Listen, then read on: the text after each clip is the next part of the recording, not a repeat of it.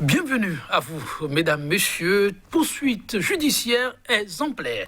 Les mots étaient ceux du procureur de la République près le tribunal de Cotonou, Mario Metonou, aux premières heures de l'éclatement de l'affaire dite de tricherie au concours de recrutement des auditeurs de justice. Et poursuite, mesdames, messieurs, vous l'auriez constaté, il y en a eu avec... pour décision, une amende de 38 710 160 francs CFA à payer solidairement par les 4 prévenus. Relace pour Maître Condé, 6 mois d'emprisonnement avec sursis pour le directeur adjoint de cabinet et 36 mois de prison, dont 12 fermes pour les principales accusés. Mais l'affaire, mesdames, messieurs, n'en finit pas de faire des vagues. Décision dans l'affaire tricherie au concours de recrutement des auditeurs de justice. Preuve de la restauration d'un État juste pour tous. L'instant débat, c'est tout de suite et maintenant avec un homme de droit. En notre compagnie, sur ce plateau, Maître Georges Banabé Bagou. Il n'est vraiment plus à présenter. Ancien douanier de la FADEPS, il est avocat au barreau du Bénin. Maître Georges Banabé Bagou, bonjour à vous. Bonjour, monsieur Tondi, et merci encore pour l'invitation. C'est nous qui vous remercions en dépit des agendas en permanence très chargés. Comme bon nombre des vôtres, vous arrivez toujours à nous consacrer un peu de votre temps. Merci. Gratitude donc à vous. Et cette émission, chers invités, se fera en co-animation. À mes côtés, Landry Salanon. Landry Salanon, bonjour. Bonjour, Joël Tondi. Bonjour, professeur Banabé Bagou. Merci. Bonjour, monsieur Salanon. Merci d'accepter notre invitation. Une nouvelle affaire de concours frauduleux éclabousse le gouvernement de la rupture. Deuxième, depuis l'arrivée, on se souvient déjà de celui organisé au niveau de la CNSS, de la Caisse nationale de sécurité sociale, et puis annulé. Et cette fois-ci, c'est sur le prestigieux corps de la magistrature. Alors pour vous, c'est un acte ordinaire ou grave, professeur Banabé Bagou? Mais je veux dire que c'est un acte grave. Déjà, l'organisation du concours de la magistrature, je ne sais pas pourquoi, il est confié qu'à des avocats, puisque que ce soit le garde des Sceaux, que ce soit tous ceux qu'on cite, comme, je ne sais pas, il faut dire commanditaires, en tout cas ceux qui sont à l'origine, c'est des avocats. Alors déjà, il y a quand même un certain, comment je vais dire ça, un malaise, que ce soit des avocats qui organisent les concours de la magistrature. C'est vrai, je suis avocat, mais la vérité m'oblige à dire qu'il faut laisser, n'est-ce pas, aux magistrats l'organisation de leur concours. Ça, on peut comprendre, mais pourquoi parler de malaise? Oui, malaise parce que je suis avocat. Et puis, c'est les magistrats, c'est leur concours, c'est leur chose. Et pourquoi est-ce que les avocats, même s'ils occupent des postes politiques, pourquoi c'est eux qui doivent organiser le concours de la magistrature? Pendant très longtemps, moi j'ai vu les magistrats organiser leur concours. Et je ne crois pas qu'il y ait autant de problèmes lorsqu'ils organisaient les concours. Voilà, c'est ce que je voulais dire d'entrée. Alors, on se souvient, c'est que vous rappelez un peu les conditions d'organisation du concours. Ça a été l'une des batailles de l'UNAMA sous la présidence de Michel Adjaka. On s'en souvient dans cette organisation. C'était la chasse gardée des magistrats.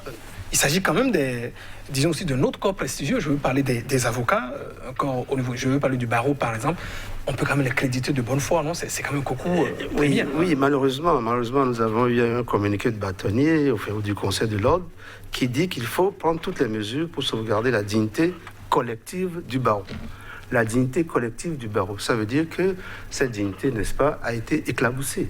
C'est pour ça que le Conseil de l'ordre, n'est-ce pas, dit aux bâtonniers de tout faire pour que notre dignité collective soit sauvegardée. Parce qu'on voit qu'il y a des avocats qui sont à la tête.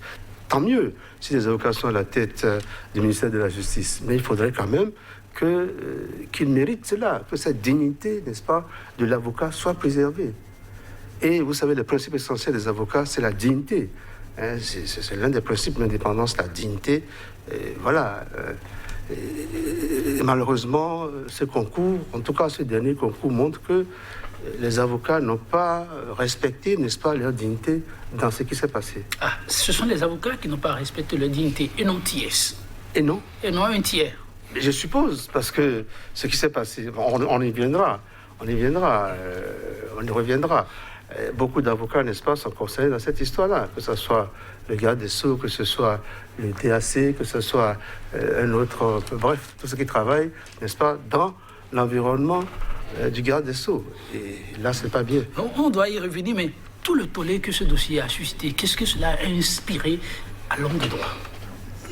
Oui, d'abord, je dirais qu'il faut un peu raison garder. Vous savez, la passion dans toute chose, il faut faire attention. Moi, je dis toujours que le comportement des Béninois est d'abord il faut préciser d'abord nos comportements. Parce que lorsque vous êtes à la tête d'une institution et que vous organisez un concours, et que votre neveu, votre nièce, votre fils échoue, vous comprenez, personne ne comprend cela. Donc déjà, le comportement que nous avons des Béninois pousse, n'est-ce pas, les gens à aller vers le péché. Et là, c'est un peu grave. Donc notre comportement, nous sommes un peu responsables, nous sommes un peu tous responsables de ce qui se passe, de par notre comportement. C'est vrai qu'il y a les comportements, il y a les tests. Peut-être que nous allons parler beaucoup plus des tests que des comportements. Mais d'entrée, il faut quand même dire que nous avons aussi des comportements qui prédisposent, n'est-ce pas, à ce genre de situation. Et c'est ça, on ne peut pas le dire hier, Landry Salanon, hier que les Béninois soient portés à ça. Mais lorsque on a suivi une bataille acharnée contre ces comportements déviants, on peut dire pratiquement 5 ans durant, est-ce que ce à quoi on a assisté devrait encore arriver? Oui, c'est pas un genre de comportement. Nous tous, nous avons ce genre de comportement-là, que ce soit à la tête de l'État, que ce soit, n'est-ce pas, les citoyens ordinaires, tout le monde, nous sommes enclins, n'est-ce pas, vers la tricherie. Oui, mais le gouvernement de la rupture, quand même, depuis 5 ans, Joël disait, est-ce que ça, c'était avant, ça? Depuis le rythme imprégné, quand même, à l'administration, rappeler que le bien public, il ne faut donc pas y toucher. En tout cas, les objectifs donc affichés. Est-ce que vous savez, ce n'était pas avant ça? Est-ce que ces comportements sont... voilà. Vous parlez comme si vous n'avez pas été surpris par ce qui s'est passé. Non, pas vraiment, parce que... Ah bon, vous avez vu plusieurs Béninois derrière les barreaux pour ces comportements déviants. Et il y en a encore qui attendent leur tour. Et il y en a qui ont écopé de l'eau de perle. Lorsque tout ceci arrive et que l'avocat ne soit pas surpris, ça surprend quand même. Non, vous savez, c'est quand même décisif. Vous allez, ça retombe, on recommence, ainsi de suite. C'est ça un peu la fraude au Bénin. Et peut-être un peu plus au Bénin que peut-être ailleurs dans le monde, je ne sais pas. Mais cette fraude existe depuis longtemps. On ne peut pas nous dire que c'est aujourd'hui que la fraude a commencé. Elle a toujours existé et elle existe jusqu'à présent. Je dis bien, entre les comportements et les tests, aujourd'hui, il y a un grand fossé. Qu'il faut que les tests arrivent à combler ce fossé-là. Mais pour l'instant, non. La preuve, c'est qu'il y a toujours eu, à chaque échéance, il y a toujours eu des fraudes.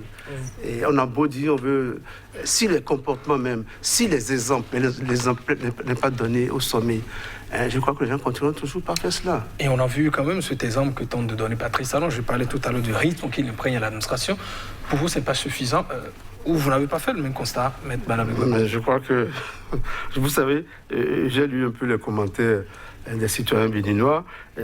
Certains disent carrément que c'était un opposant, c'est la criette directe.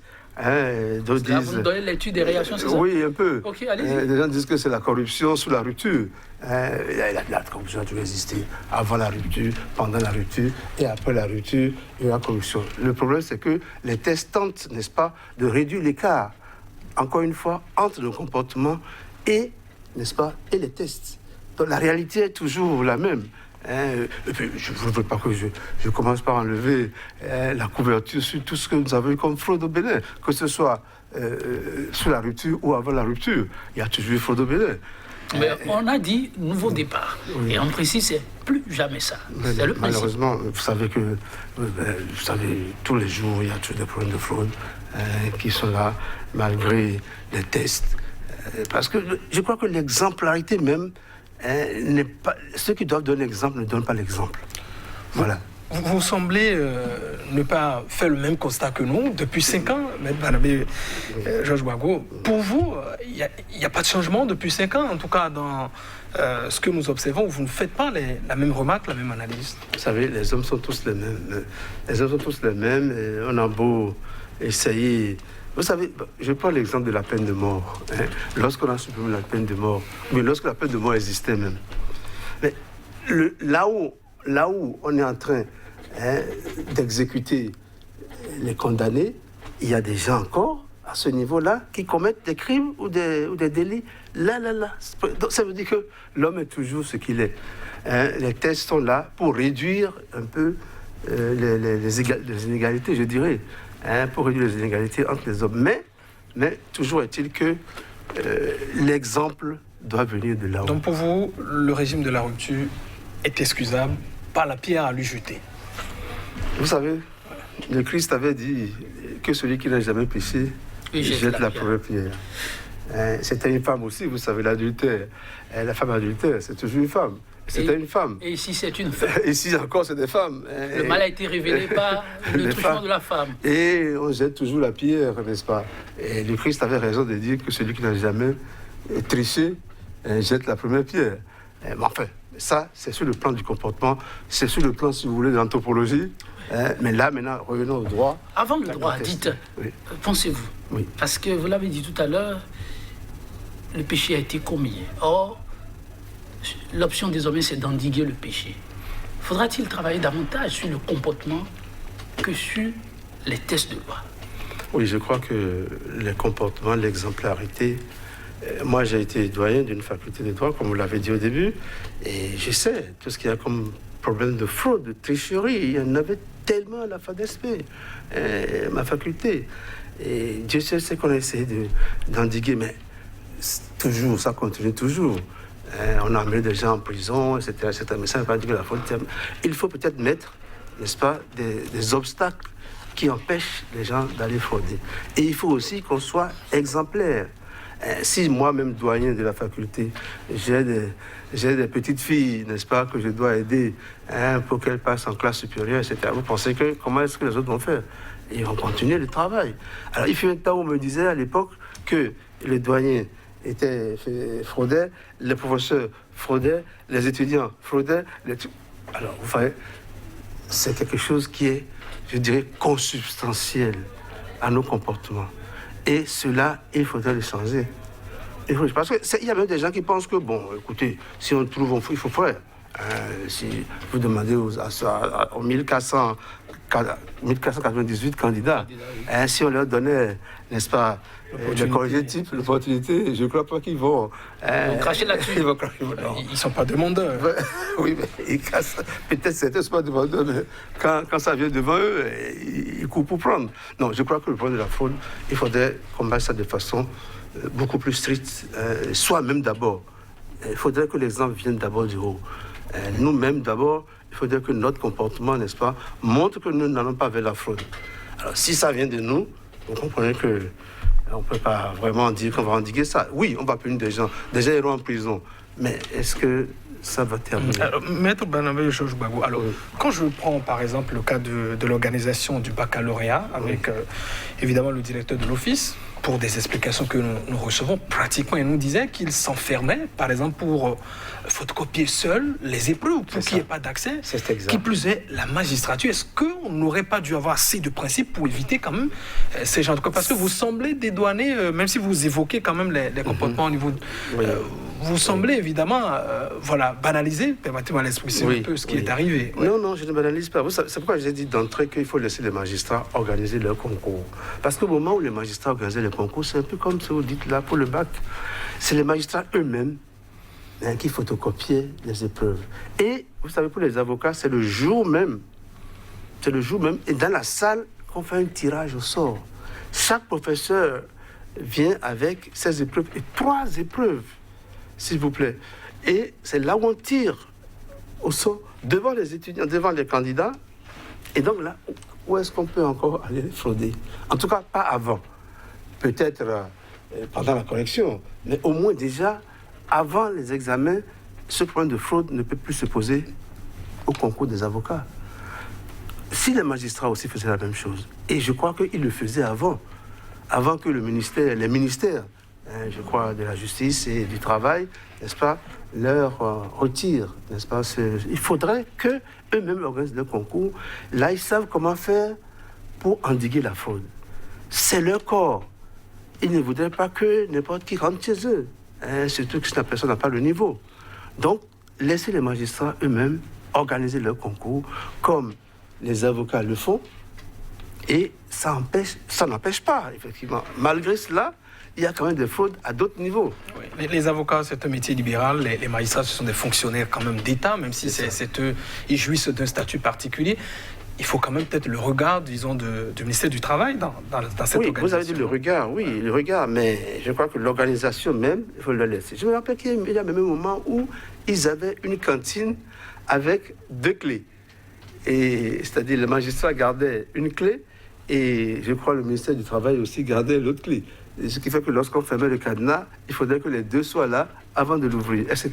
Donc il y avait des mesures qui avaient été prises de par le passé pour endiguer cette fraude-là. Je suis surpris, moi, maintenant que ces mesures-là ne soient plus là. Donc vous pensez qu'on pourrait y revenir? On doit y revenir. Alors, aujourd'hui, il y a un fait, lorsque ce scandale a éclaté, l'appel est à ce que vraiment les mises en cause soient sanctionnées à la hauteur de la faute. Aujourd'hui, on connaît toute la décision. À la lecture des grandes lignes, quelle était d'abord l'impression de l'homme de droit et ensuite du citoyen?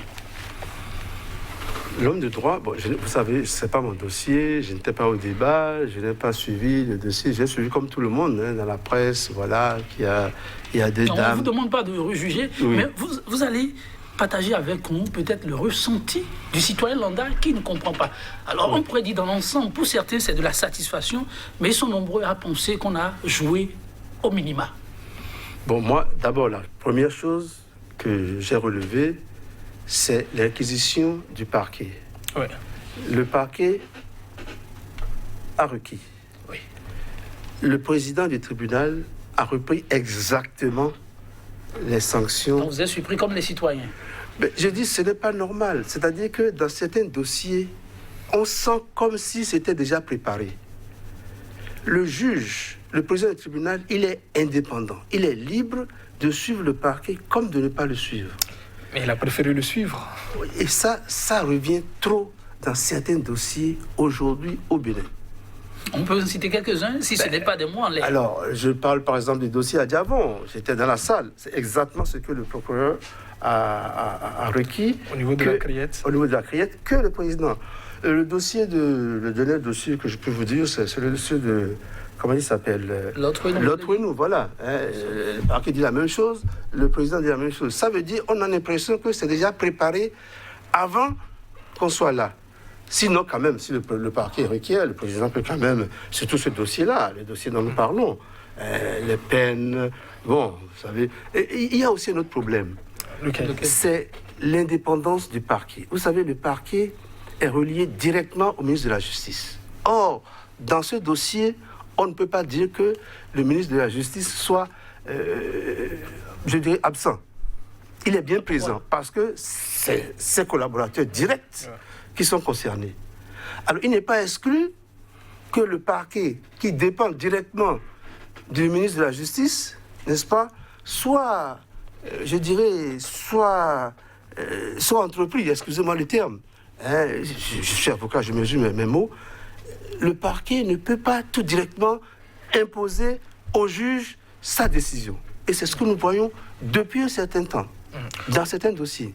Maître Georges Barnabé Gbagbo, vous l'avez dit également, vous l'avez dit tout à l'heure, le juge, alors il est libre de suivre soit les réquisitions du parquet, du ministère public, ou bien également d'aller au-delà. En tout cas, il a décidé de le suivre. Vous parlez d'une certaine impression. Ou bien en deçà. Ou en deçà, évidemment. Alors, jusque-là, il n'a quand même pas violé le droit. Il est resté, évidemment, vous savez, dans les tests. Moi, je suis un peu surpris. Bon, évidemment, heureusement que les avocats ont relevé appel. Pourquoi dites-vous heureusement? Heureusement parce que... Ça surpris des gens pour une faute aussi grave. Oui, quand je vois les 38 millions et quelques dont vous avez parlé tout à l'heure, mais je divise par 4, ça me fait presque 10 millions. Non, mais dites sérieusement. Oui. Est-ce que, au regard des tests de loi, on ne pouvait pas leur infliger une telle amende? Non. Les tests sont clairs. L'article 754 du Code pénal et 757, je crois, du Code pénal disent clairement que dans les cas... Et puis, l'article a bien défini les conditions dans lesquelles on peut parler de fraude. Et nous y sommes. Dans ces conditions, l'article 754 punit, n'est-ce pas, ces comportements déviants-là d'un an Non, 2 ans, pardon. 2 ans à 5 ans. D'accord, le juge est dans cette fourchette-là. Mais pour les amendes, c'est de 1 million à 5 millions de francs CFA. Noir sur blanc. C'est ça l'article 754. 1 million à 5 millions de francs. Solidairement ou individuellement? Individuellement. Ouais. Alors ici, lorsque vous prenez 38 millions, vous divisez par 4, puisqu'il y a 4 mises en cause, je crois, mais vous êtes presque en 10 millions. Ah oui, le double. Et ils ont dépassé justement le... Alors là, le président, je crois que le président du tribunal aurait dû, n'est-ce pas, au moins à ce niveau-là, n'aurait dû ne pas suivre les réquisitions du parquet. Oh non, mais là, vous êtes affirmatif. Oui, là c'est clair, parce que je me dis que quand même, soyons sérieux, vous êtes président, vous n'avez pas à suivre exactement tout ce que le parquet dit. Vous devez aussi appliquer, n'est-ce pas, votre indépendance, n'est-ce pas, au cas que vous avez. Alors on a l'impression, je le dis, j'insiste, que le parquet, n'est-ce pas, a préparé quelque chose que le juge a entériné. Mais le juge ne peut-il pas se permettre d'aller au-delà de la fourchette réglementairement établie? Non. Nous avons un maximum et un minimum. Ils peuvent... voilà, dans ces 2 cas, dans cette marge-là. Mais aller jusqu'à 38 millions pour les 10 personnes, pour les 4 personnes, pardon, presque 10 millions par personne, je crois que là, c'est exagéré. Et j'espère que la Cour d'appel, n'est-ce pas, corrigera, je crois que cette erreur. Voilà, les 38 millions évoqués, c'est une amende. Il ne s'agit pas peut-être de l'État qui s'était constitué partie civile pour se faire dédommager, j'allais dire, en fonction, disons, de préjudice. C'est l'État qui a organisé son concours. Et j'espère que l'État va réorganiser le même concours. J'espère que l'État ne va pas dire encore aux étudiants, enfin aux candidats de payer encore des frais de quittance, etc. etc. Puisque si vous condamnez les gens à payer 38 millions, c'est supposé, d'après ce qu'ils disent, d'après ce qu'on lit dans la presse, que c'est les frais, n'est-ce pas, qu'on a engagés pour ce concours-là.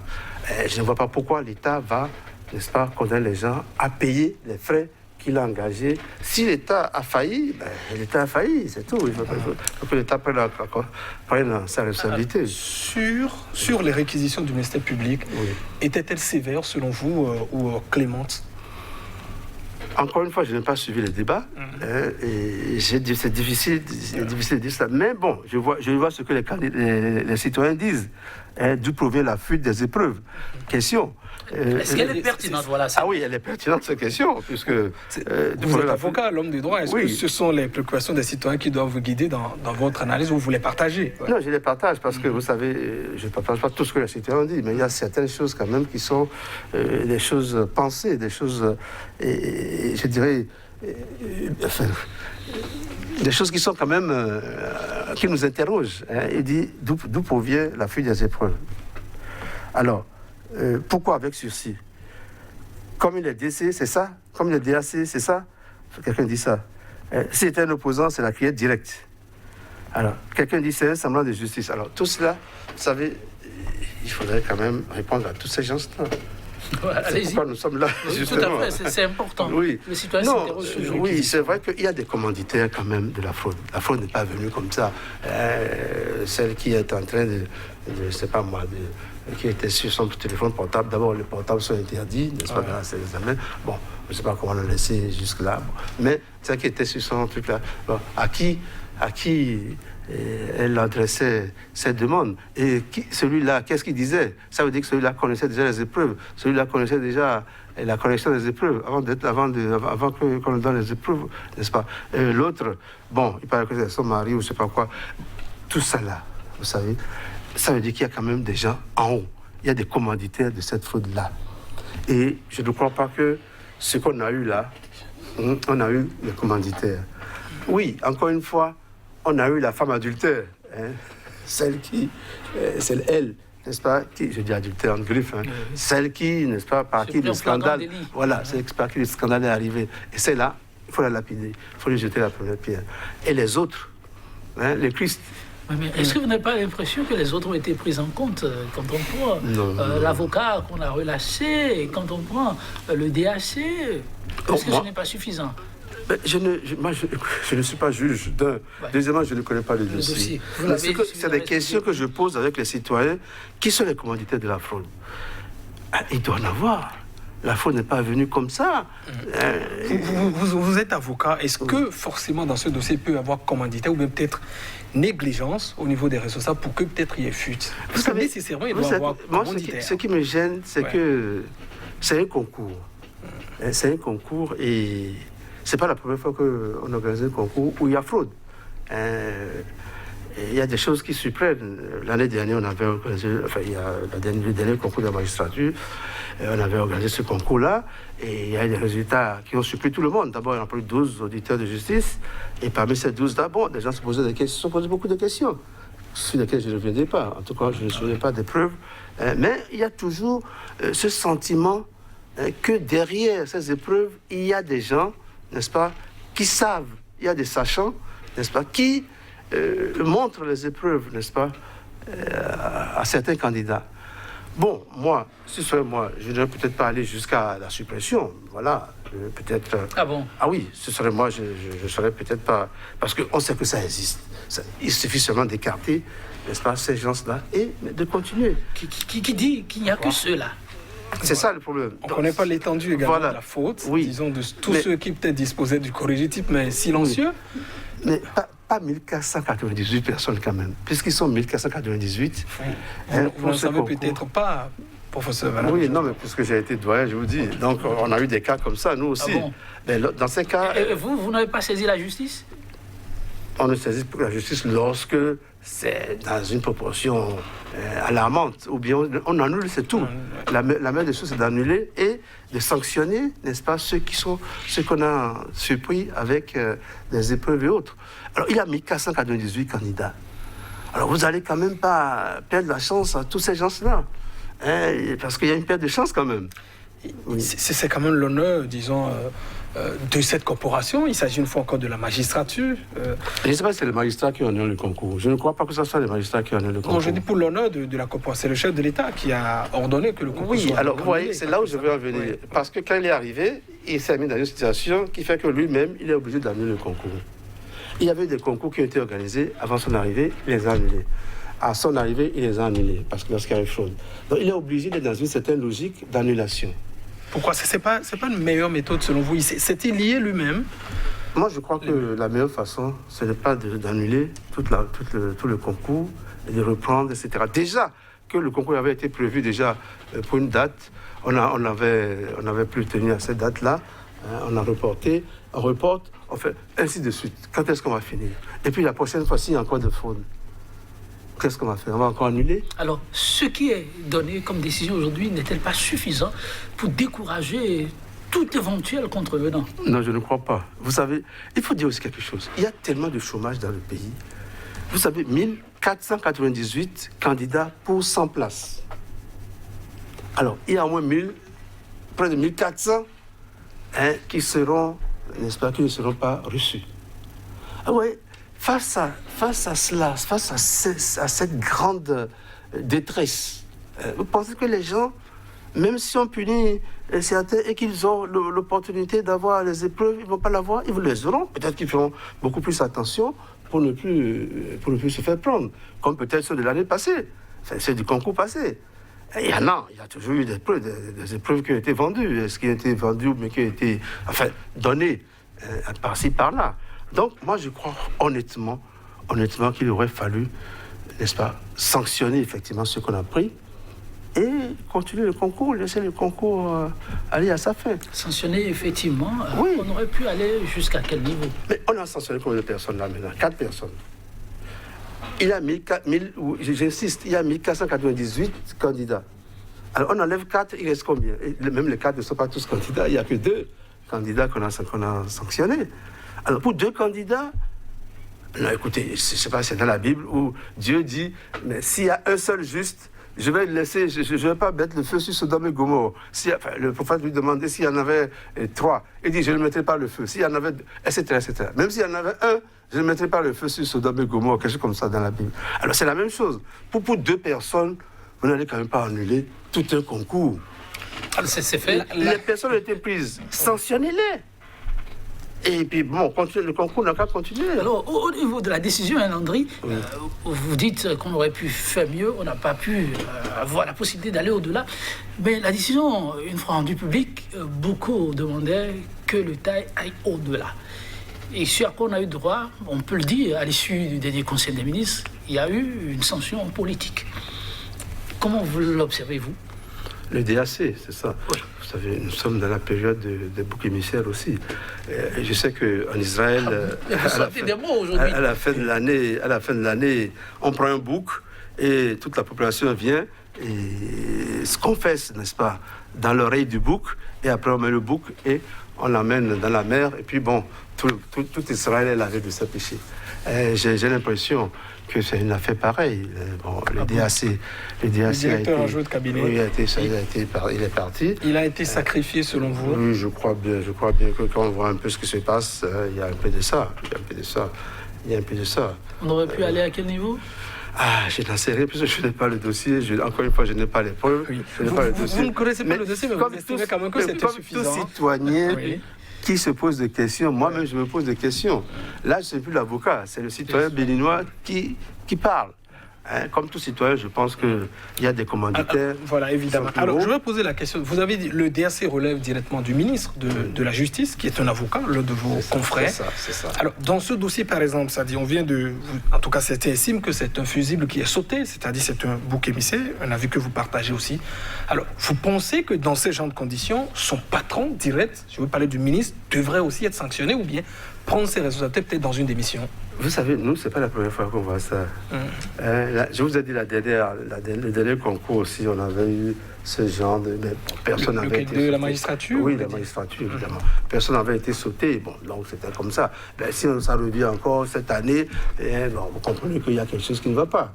Peut-être l'année prochaine encore, ça va être la même chose. À un moment donné, bon, effectivement, je ne sais pas. Moi, je ne suis pas de la rupture. Donc, je ne suis pas responsable de ce qui est passé, donc je ne peux pas donner des conseils à la rupture. Et la rupture elle-même n'a qu'à prendre ses responsabilités. Mais le citoyen lambda sait qu'il y a des commanditaires de cette fraude-là et que ces commanditaires, on ne les a pas. Oui. Le citoyen est aussi appelé, puisqu'il répond à certains niveaux de la gestion de l'État. Et on a à lui rendre aussi compte. Et ses avis comptent. Et de votre position, si vous avez un conseil à donner... Non, certains disent que le ministre de la Justice n'a qu'à démissionner. Certains le disent. Bon, mais moi j'entends ça. Mais c'est pas, de demande légitime selon vous? Bien sûr qu'elle est légitime. Bien sûr qu'elle est légitime. Parce que, moi, encore une fois, je vous dis, il y a déjà des suspicions l'année dernière, enfin le dernier concours. Et aujourd'hui encore, là, ce n'est plus suspicion, il y a des cas réels. L'année dernière, on a plus de 12. Alors qu'on devait prendre peut-être 80, je ne sais pas. Alors, et puis c'est un concours, je ne comprends pas. C'est un concours, et pourquoi prendre 12? Si c'était un examen, d'accord. C'est un concours, je vous ai prendre 80, prenez les 80. Même si ça se fait en France, en agrégation. Parfois, il y a des concours d'agrégation, personne n'a moyenne. Mais comme c'est un concours, on peut prendre les 100 premiers. Mais on prend les 100 premiers. Même si le centième a 6 de moyenne. C'est comme ça, c'est un concours. On sait bien qu'on a été sévère, on sait bien que lorsque les gens vont commencer par pratiquer, certaines lacunes seront comblées, etc. Voilà. Donc, moi, je crois qu'à ce niveau-là, il y a beaucoup de choses, n'est-ce pas, que le ministère de la Justice, en tant que supérieur hiérarchique du ministère public, cette décision, n'est-ce pas, ça sent le roussi. Ça sent le roussi, mais vous ne l'êtes pas. Hein? Mais dans la peau du garde des Sceaux, qu'auriez-vous pu faire? Vous allez ma démission? Sérieusement? En tout cas, si j'étais garde des Sceaux, il n'y aurait pas fraude. J'ai été doyen, je n'ai pas eu de fraude. Il y avait peut-être des fraudes au début, mais à la fin, il n'y avait plus de fraude. Parce que j'ai été assez dur, n'est-ce pas, pour sanctionner ces fraudes-là. Si j'étais garde des Sceaux, je suis sûr qu'il n'y aurait pas de fraude. Parce que je confierais cela aux magistrats, je ne confierais pas ça à mon cabinet. Ce n'est pas mon cabinet d'organiser des concours. Si j'étais garde des Sceaux, c'est aux magistrats d'organiser des concours. Tout comme les avocats organisent leurs concours. Et je mettrai, n'est-ce pas, tout ce qu'il faut. Surtout que j'ai appris que l'année passée, il y avait eu, n'est-ce pas, ces rumeurs-là, il y avait eu ces suspicions l'année passée. Cette année, j'aurais mis en place, n'est-ce pas, comme au bac, comme vous avez dit, j'aurais tout fait pour que cet examen-là, n'est-ce pas, ne soit pas galvaudé et que les épreuves ne soient pas, etc. Voilà, si j'étais garde des Sceaux, c'est ce que j'aurais fait. Mais je ne le suis pas. C'est bien sage. Votre collègue est à l'écoute, peut-être il en tirera des éléments. Oui, pourquoi pas. Landry Salam. En tout cas, sur la préoccupation, il est toujours en pause. Pensez-vous peut-être que dans l'évolution des choses, il peut peut-être, je ne sais pas, prendre ses responsabilités en démissionnant ou peut-être être contraint? Est-ce qu'on peut estimer que le départ du DAC, c'est peut-être une étape? Voilà. Je crois que c'est le chef de l'État de décider. Je ne sais pas, je crois. Bon, il a ses amis, il a ses avocats, il a ses... Bon, peut-être que l'amitié, n'est-ce pas, dépasse l'État. L'homme d'État connaît parfois en Afrique, n'est-ce pas, l'amitié est au-delà. Donc peut-être cela, je ne sais pas. Je ne sais pas. Mais un homme d'État se doit quand même de prendre sa responsabilité dans un cas pareil. Il ne s'agit pas seulement d'annuler le concours. C'est facile d'annuler le concours. C'est facile de condamner 2 ou 3 personnes dans ce genre de situation-là. Surtout qu'on ne sait pas, on ne sait rien là. D'où provient la fuite des épreuves? On ne le sait pas. Qui a préparé les épreuves? Sont-ce des magistrats qui ont préparé ces épreuves-là? Et pourquoi? Qu'est-ce que ces épreuves cherchent dans le cabinet ou dans le c'est pas, oui, cabinet politique et cabinet de l'avocat, qui est le garde des Sceaux. Qu'est-ce que ces épreuves cherchent là? Il y a quand même des choses qui se passent. Non seulement son cabinet personnel en tant qu'avocat, également le cabinet ministériel. C'est quand même bizarre que ça soit... Un peu sur la décision, une réaction que j'ai recueillie pour vous. Vous allez essayer de répondre à ce citoyen, un téléspectateur qui dit ceci. Une anomalie, mais je ne comprends pas, je peux me tromper. Il dit exactement ceci. Le collaborateur du ministre, il est relâché, il avait de toute charge au pénal. Mais au civil, il est solidairement lié à payer avec les autres une amende de 38 millions de francs CFA. Il pose la question, comment peut-on être déclaré non fautif d'un délit et en même temps condamné à une amende liée à ce délit? Vous lui répondez quoi? Oui, puisqu'on dit qu'il y a le doute. Il y a le doute, peut-être que le magistrat pense que ce doute-là n'est pas suffisant pour le laver de tout soupçon. Le doute profite d'ailleurs à la Vous savez, nous avions eu ici à Diavon qui avait été libéré et après on l'a repris. Le doute, les gens apprécient le doute comme ils l'entendent. On l'a apprécié différemment. Donc, selon que nos intérêts sont en jeu, ce doute-là...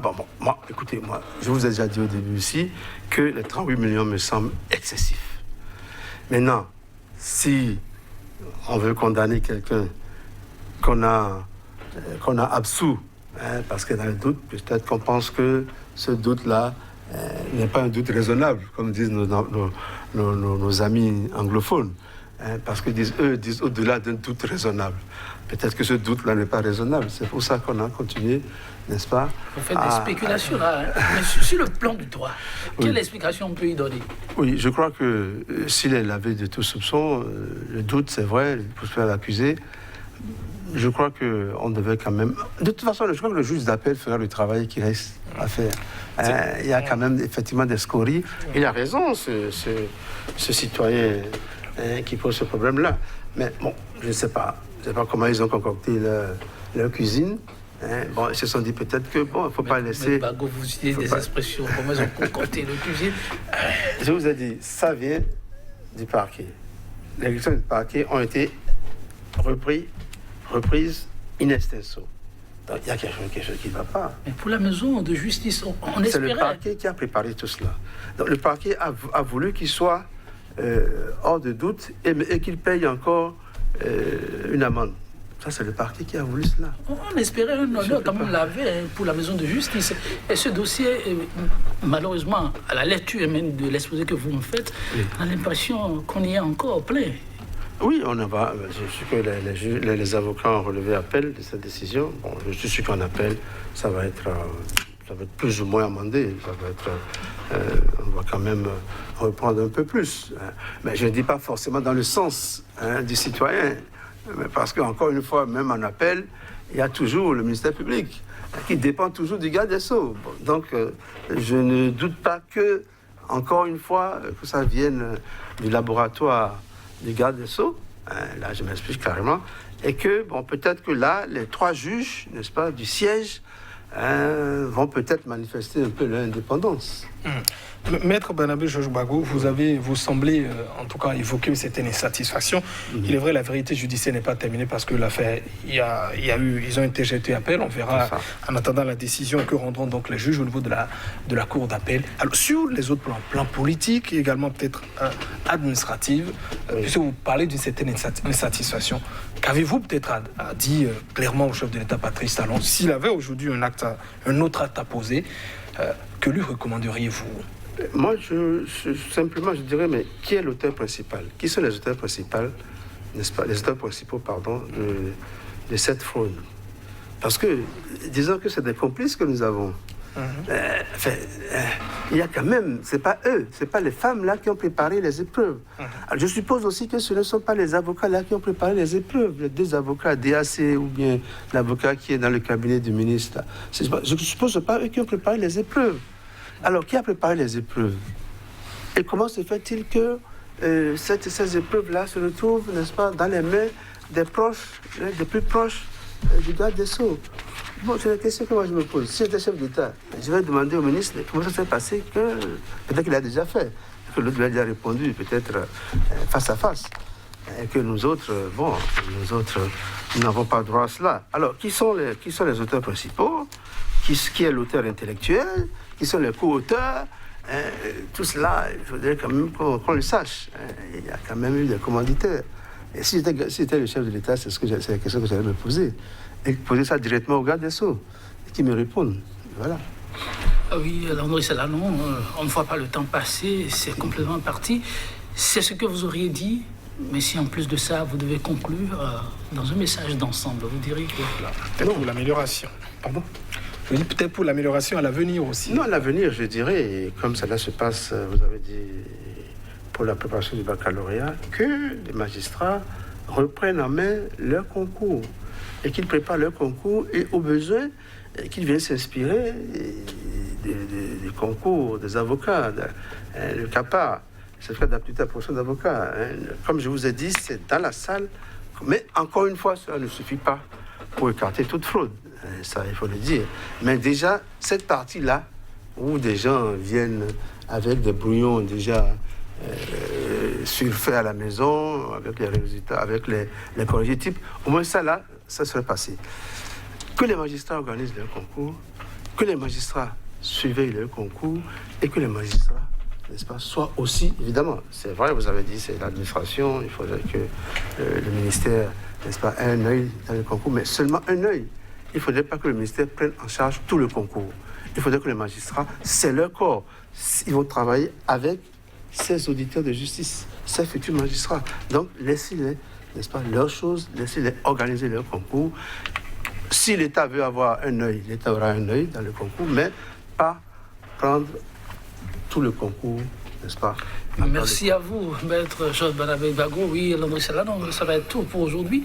On espère une suite heureuse dans ce dossier, que ça pourra vraiment faire tache d'huile et que le grand nombre puisse être satisfait. Pour le numéro du jour, on va donc s'en arrêter là. Nous allons vous fausser campagne en concluant peut-être autrement avec le professeur Gbagbo. Oui, les mœurs font de meilleurs citoyens que les lois. A signé Montesquieu. Bonne méditation chez vous et que vive la République. C'est ça.